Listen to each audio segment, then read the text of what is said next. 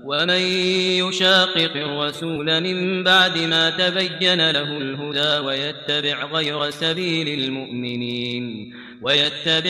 سبيل المؤمنين نوله ما تولى ونصله جهنم وساءت مصيرا. بسم الله والحمد لله والصلاة والسلام على رسول الله أشهد أن لا إله إلا الله وحده لا شريك له وأشهد أن محمدا عبده ورسوله أما بعد. قال النبي صلى الله عليه وسلم إن أمتي ستفترق على 72 كلها في النار إلا واحدة وهي الجماعة أو كما قال عليه الصلاة والسلام. أخرجه ابن ماجہ و احمد. آج کا موضوع ہے اہل حدیث کسے کہتے ہیں، ان کے نام کیا ہیں، ان کی خصوصیات کیا ہیں. سب سے پہلے یہ جانیں کہ حدیث یہ اللہ کے نبی صلی اللہ علیہ وسلم کے اقوال، افعال اور آپ کی تقریرات کو بھی کہتے ہیں. اسی طرح قرآن کو بھی حدیث کہا گیا، جیسا کہ اللہ رب العالمین کا ارشاد ہے فَبِأَيِّ حَدِيثٍ بَعْدَهُ يُؤْمِنُونَ. اس سے متعلق سابقہ دروس میں یہ بات گزر چکی ہے، لہذا یہاں دوبارہ اس کو دہرانے کی حاجت نہیں ہے. اہل حدیث اللہ کے نبی صلی اللہ علیہ وسلم کے طریقے پر، صحابہ کے طریقے پر چلنے والی اس جماعت کو کہتے ہیں جو ہمیشہ حق کے تلاش میں رہتے ہیں اور کتاب و سنت کے موافق، صحابہ کے منہج کے موافق جو بات کرتے ہیں، اس جماعت کو اہل الحدیث کہتے ہیں. اور یہ جماعت بہت ہی برگزیدہ جماعت ہے، جس کے متعلق اللہ کے نبی صلی اللہ علیہ وسلم نے بیان فرمایا لا تزال طائفة من امتی یقاتلون علی الحق ظاہرین الی یوم القیامہ. اس حدیث کے الفاظ مختلف ہیں. اسی طرح ایک اور حدیث میں ہے کہ لا تزال طائفة من امتی ظاہرین علی الحق لا یضرهم من خالفهم حتی یأتی امر اللہ. یعنی اللہ کے نبی صلی اللہ علیہ وسلم یہ بیان فرما رہے ہیں کہ میری امت کا ایک گروہ ہمیشہ حق پر قائم رہے گا اور ان کی مخالفت کرنے والا ان کو نقصان نہیں پہنچا پائے گا، اور یہ اس وقت تک قائم رہیں گے یہاں تک کہ اللہ رب العالمین کا حکم، فیصلہ نہ آ جائے، یعنی قیامت نہ آ جائے. اس حدیث سے متعلق امام ابن مہدی، عبدالرحمن ابن مہدی، امام احمد بن حنبل، امام عبداللہ بن المبارک اور امام بخاری رحمہ اللہ اور بھی دیگر محدثین کا کہنا ہے کہ اس طائفے سے مراد اہل الحدیث ہیں. بعض محدثین نے یہاں تک کہا ہے کہ اگر اس طائفے سے مراد اہل الحدیث نہیں ہے تو مجھے پتہ نہیں کہ وہ کوئی اور جماعت بھی ہو سکتی ہے. تو اہل الحدیث اللہ کے نبی صلی اللہ علیہ وسلم کے طریقے پر، صحابہ کے طریقے پر کتاب و سنت کو جاننے والے، ان کو سمجھنے والے، اس کی دعوت و تبلیغ کرنے والے اور لوگوں میں اس کو عام کرنے والوں کو اہل الحدیث کہتے ہیں. ان کے نام کیا ہیں؟ ان کے نام مختلف نام ہیں. ایک نام ہے اہل السنہ والجماعہ. اہل السنہ والجماعہ سے مراد حدیث کو جس طرح سمجھنا ہے، جس طرح اخذ کرنا ہے، جس طرح اس پر عمل کرنا ہے اور لوگوں تک پہنچانا ہے، اس طرح اس کے حقوق ادا کرنے والی جماعت اگر کوئی ہے تو وہ اہل السنہ والجماعہ ہے. لوگوں کو یہ بات یاد رکھنی چاہیے کہ بعض لوگ نقلی اہل سنت والجماعت ہیں جو در حقیقت اہل السنہ والجماعہ کے موقف پر نہیں ہے، لیکن انہوں نے اپنا نام اہل سنت والجماعت رکھ لیا ہے. وہ قبر پرست ہیں، بدعتی ہیں، گمراہی پر چلنے والے ہیں. بعض ایسے لوگ بھی اپنے آپ کو اہل سنت والجماعت کہتے ہیں اور وہی لوگ اپنے آپ کو اعلیٰ حضرت، مسلک کے اعلیٰ حضرت پر مانتے ہیں، لیکن یہ در حقیقت اہل السنہ والجماعہ میں ہو ہی نہیں سکتے، ان کا شمار ہو ہی نہیں سکتا. کیونکہ اہل السنہ والجماعہ انہی کو کہا جا سکتا ہے جو کتاب و سنت پر، صحابہ کے منہج پر، صحابہ کے فہم پر چلتے ہوں، اس کو اخذ کرتے ہوں، اس پر عمل کرتے ہوں اور لوگوں کو اس کی تبلیغ کرتے ہوں. تو ان کو اہل السنہ والجماعہ کہا جاتا ہے. جو اس سے ہٹ کر اگر گمراہی کا طریقہ اختیار کرے یا پھر لوگوں میں گمراہی نشر کرے یا پھر اپنے مسلک کی طرف اپنے امام کی طرف دعوت دے تو وہ کبھی اہل السنہ والجماعہ میں ہو نہیں سکتا، بلکہ وہ بدعتی لوگ ہیں۔ اہل الحدیث کا ایک نام ہے طائفہ منصورہ۔ کیا معنی طائفہ منصورہ کا؟ یعنی اللہ رب العالمین کی مدد انہیں ہر حال میں ہر زمانے میں شامل حال رہے گی۔ اللہ رب العالمین کی مدد کن کو حاصل ہوتی ہے؟ اللہ رب العالمین کی مدد اس کے رسولوں کو حاصل ہوتی ہے، ایمان والے بندوں کو حاصل ہوتی ہے۔ جیسا کہ ابھی جو حدیث میں نے آپ کے سامنے پڑھی وہ ہے لا تزال طائفۃ من امتی ظاہرین علی الحق۔ بعض روایات میں آیا ہے منصورین، ان کی مدد کی جائے گی۔ مدد کس بنیاد پر کی جاتی ہے؟ اللہ رب العالمین نے ارشاد فرمایا انا لننصر رسولنا والذین آمنوا فی الحیاۃ الدنیا ویوم یقوم الاشہاد۔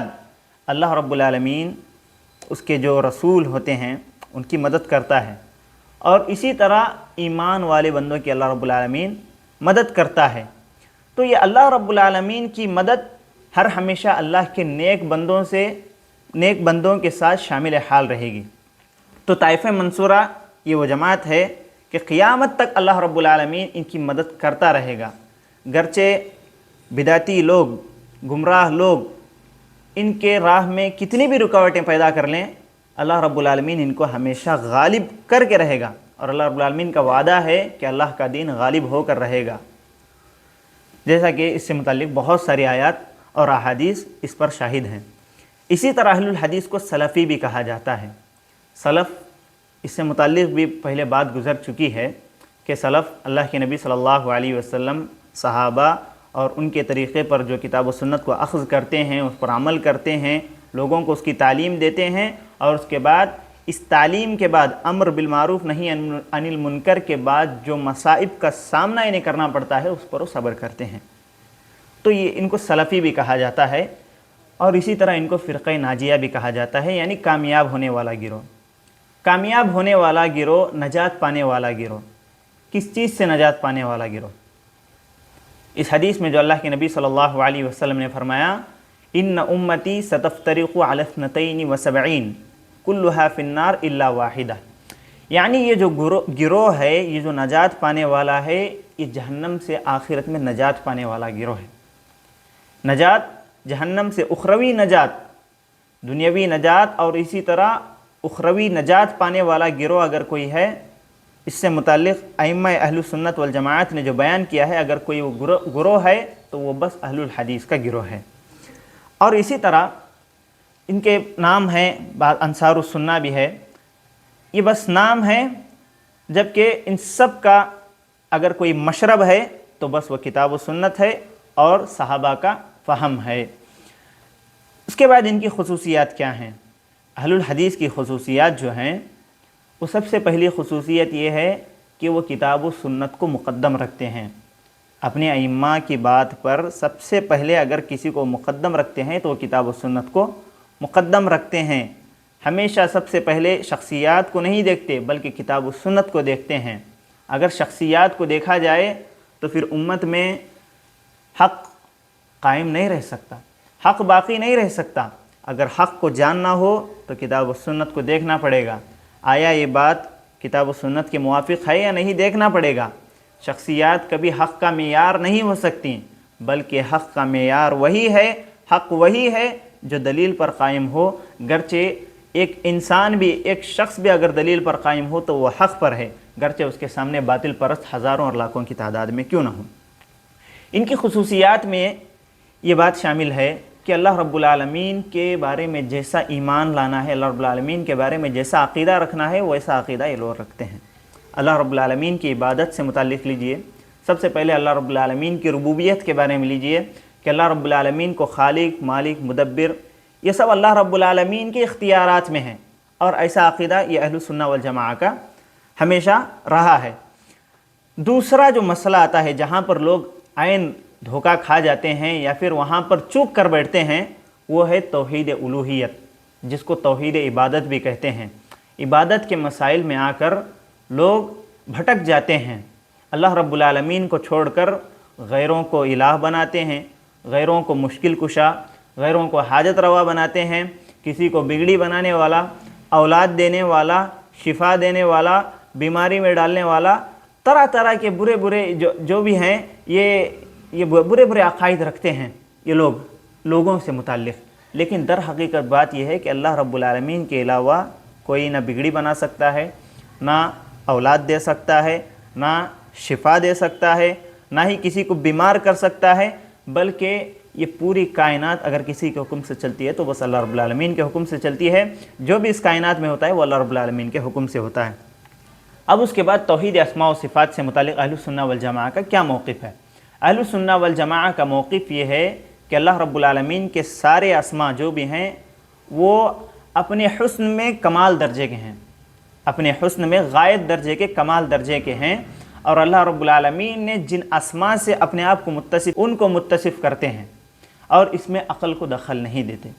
اہل السنہ والجماعہ کا یہ موقف رہا ہے۔ لیکن اللہ رب العالمین کے اسماء و صفات سے متعلق جو فرقے بھی عقل کو دخل دیے وہ گمراہ ہو گئے ہیں۔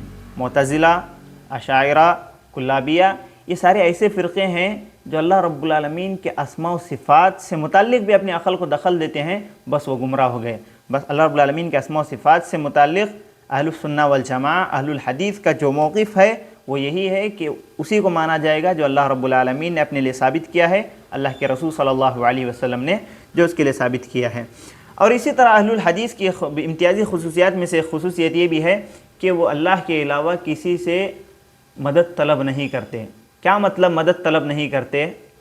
یعنی ایسے امور میں جس میں اللہ رب العالمین کے علاوہ کوئی اس بات پر، کوئی اس امر پر قادر نہیں ہے، ایسے امور میں اللہ رب العالمین کے علاوہ کسی سے مدد طلب نہیں کرتے۔ اولاد دینا انسان کا کام ہے؟ ہرگز نہیں۔ اولاد دینا یا پھر انسانوں کو زندگی بخشنا، انسانوں کو مارنا اور اس کائنات کے امور چلانا، انسانوں کی مدد کرنا اور اسی طرح انہیں پریشانی میں ڈالنا یا پھر ان کی مدد کرنا، یہ سب اللہ رب العالمین کی جانب سے ہے۔ کوئی بھی انسان کسی کا کچھ نہیں کر سکتا ہے۔ کوئی بھی انسان کسی کو اولاد دینا یا پھر کسی کو مارنا، جلانا، یہ انسان کے بس کی بات نہیں ہے۔ اور اسی طرح اللہ رب العالمین کی ذات میں بے راہ روی، کج روی اور گمراہی سے اپنے آپ کو اہل الحدیث بچاتے ہیں۔ اللہ رب العالمین کی ذات سے متعلق عقل کو دخل دینے سے بچاتے ہیں۔ اللہ رب العالمین کے جو اسماء ہیں، جو اللہ رب العالمین کے صفات ہیں، اس سے متعلق اہل السنہ والجماعہ، اہل الحدیث کا ایک امتیازی وصف یہ ہے کہ اللہ رب العالمین کی جو بھی صفات ہیں وہاں پر کیا کہتے ہیں، یہ سارے اللہ رب العالمین کی جو اسماء ہیں معلوم ہیں۔ ان کی کیفیت کیا ہے ہمیں نہیں پتہ ہے، اس کی کیفیت انسانوں کو نہیں پتہ ہے، ان پر ایمان لانا واجب ہے اور اس سے متعلق سوال کرنا بدعت ہے۔ اور امام مالک رحمہ اللہ سے جب پوچھا گیا کہ استوا سے متعلق پوچھا گیا تو انہوں نے کہا الاستواء معلوم، اللہ رب العالمین عرش پر مستوی ہے، یہ بات معلوم ہے، والکیف مجہول، اس کی کیفیت مجہول ہے، نامعلوم ہے، کوئی نہیں جانتا اللہ رب العالمین کی کیفیت سوائے رب العالمین کے، والایمان بہ واجب، اللہ رب العالمین پر، اس کے عرش پر مستوی ہونے پر ایمان لانا واجب ہے، والسؤال عنہ بدعہ، اور اس سے متعلق سوال کرنا بدعت ہے۔ اسی طرح اہل سنہ کا موقف یہ بھی ہے کہ اللہ رب العالمین کے اسماء و صفات، تمام جمیع اسماء و صفات میں یہ قاعدہ منطبق کیا جائے گا۔ اور اسی طرح اہل سنہ والجماعہ کی خصوصیات میں سے، اہل الحدیث کی خصوصیات میں سے یہ بھی ہے کہ یہ عقیدے میں، اپنے مشرب میں، عبادات میں، سلوک میں جہاں جو بھی اخذ کرتے ہیں وہ کتاب و سنت سے اخذ کرتے ہیں، اور چاہے وہ ہندوستان کا ہو، اہل الحدیث مسلک اہل حدیث کو ماننے والا طائفہ منصورہ کا، جو اپنے آپ کو طائفہ منصورہ میں شمار کرتا ہے، وہ اگر ہندوستان کا رہنے والا ہو یا سوڈان کا رہنے والا ہو یا مصر کا رہنے والا ہو، دنیا کے مشرق، مغرب، شمال، جنوب کہیں سے بھی رہنے والا ہو، ان کے عقائد میں کبھی تضاد نہیں پایا جاتا، ان کے عقائد میں کبھی تضاد نہیں پایا جاتا۔ جبکہ آپ اہل بدعت کو لے لیں تو یہاں کی بدعت جو نام ایک ہی ہوگا اس فرقے کا نام، لیکن یہاں پر ان کی بدعتیں مختلف ہوں گی، وہاں پر بدعتیں مختلف ہوں گی، تو اس سے یہ پتہ چلا کہ بدعتیں جنم لیتی جائیں گی، بدعتوں کی کوئی انتہا نہیں ہے، لیکن کتاب و سنت پر جو ماننے والے ہیں، اگر وہ مشرق میں اگر ہے تو اس کا بھی وہی عقیدہ ہوگا، اور مغرب میں اگر ہے تو اس کا بھی وہی عقیدہ ہوگا، ان کے عقائد میں تضاد نہیں ہوگا۔ تو یہ چند باتیں تھیں کہ اہل الحدیث کس کو کہتے ہیں، ان کی خصوصیات کیا ہیں، تو اس سے متعلق گزشتہ سابقہ دروس میں بھی یہ باتیں آ چکی ہیں۔ بس ضرورت اس بات کی ہے کہ ہم جانیں کہ یہ گروہ کون ہے، اس کی صفات کیا ہیں، یہ لوگ کس ناحیے سے کتاب و سنت کو دیکھتے ہیں، کس ناحیے سے کتاب و سنت کو اخذ کرتے ہیں، اس پر عمل کرتے ہیں، اسے جاننے کی، سرچ کرنے کی اور جانچ پڑتال کرنے کی ضرورت ہے، کیونکہ دین کا معاملہ ہے اور دین کے معاملات میں تساہل سستی سے ہمیں بچنا چاہیے، اور جہاں تک ہو سکے دین کے معاملات کو تحقیق کر کے اس کی جڑ تک پہنچنے اور اس تک رسائی کرنے کی ہمیں حاصل کرنے کی ہمیں کوشش کرنی چاہیے۔ اللہ رب العالمین سے دعا ہے کہ اللہ تعالی ہم تمام کو جب تک قائم رکھے، ایمان و اسلام پر قائم رکھے، طائف منصورہ میں اللہ رب العالمین ہمارا شمار فرمائے، اور جب ہماری روح نکالی جائے تو زبان سے لا الہ الا اللہ جاری و ساری فرمائے۔ آمین۔ اقول قولی ھذا واستغفر اللہ لی ولکم ولسائر المسلمین فاستغفروہ من کل ذنب انہ هو الغفور الرحیم۔